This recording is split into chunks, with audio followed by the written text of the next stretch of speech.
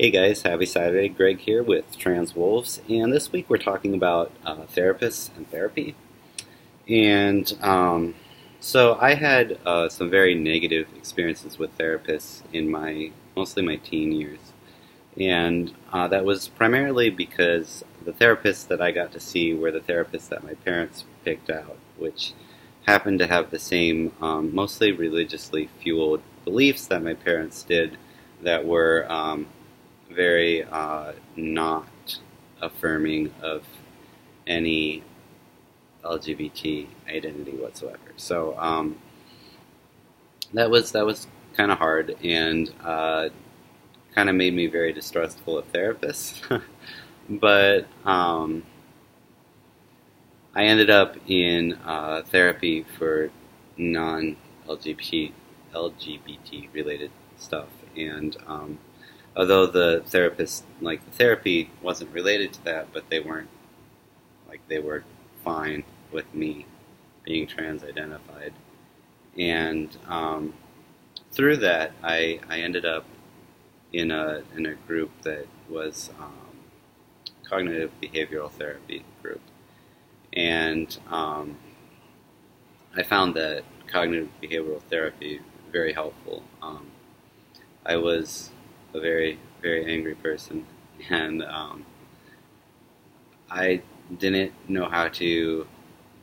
I didn't have emotional, like, what's the word I want? I couldn't regulate my emotions well, so I was basically either fine or like crazy Hulk rage angry, and the cognitive behavioral therapy really helped me with that. And so through that, I got better at regulating my emotions, and I also kind of gave me a more well-rounded perspective on therapy and therapists, and that they aren't all monsters.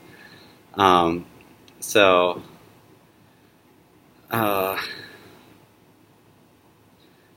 that said, my 2 cents for therapists is, one, don't feel like just because you've seen a therapist, and if your personalities don't get along, or they're trying to change your identity, or they're just not supportive, like, it's okay. You can absolutely fire your therapist, and that's fine.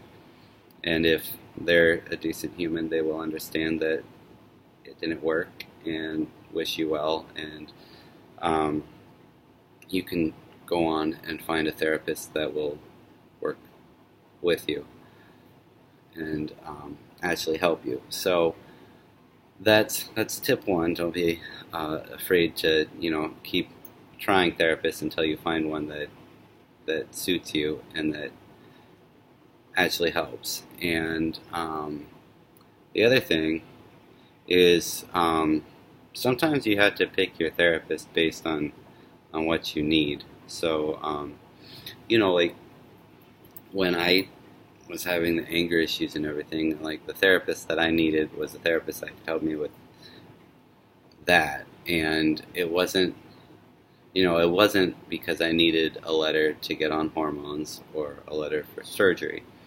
So, although the therapists that I saw were very helpful for, like, emotion regulation and the other things that I was, needed to work through, they were unwilling to write letters, and so they wouldn't have been helpful for that. So I, from that experience, learned that, one,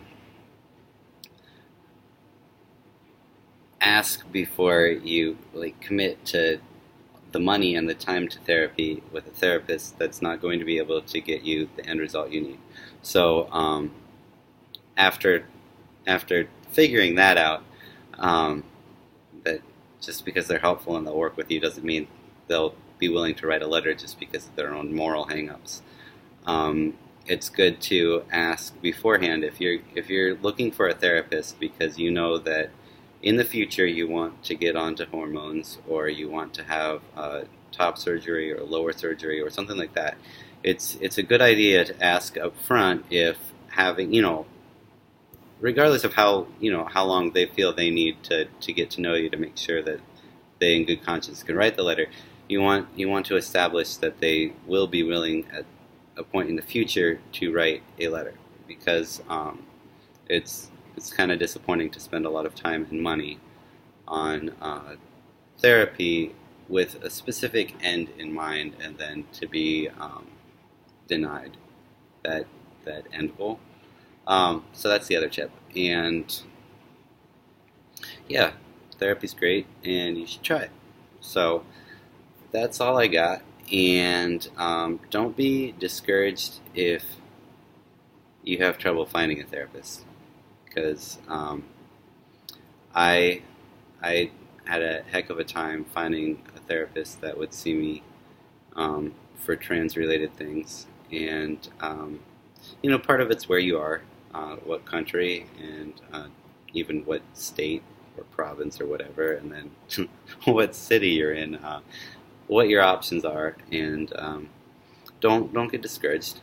Stick with it, and great things can happen. So I'll see you all next week, and have a good weekend.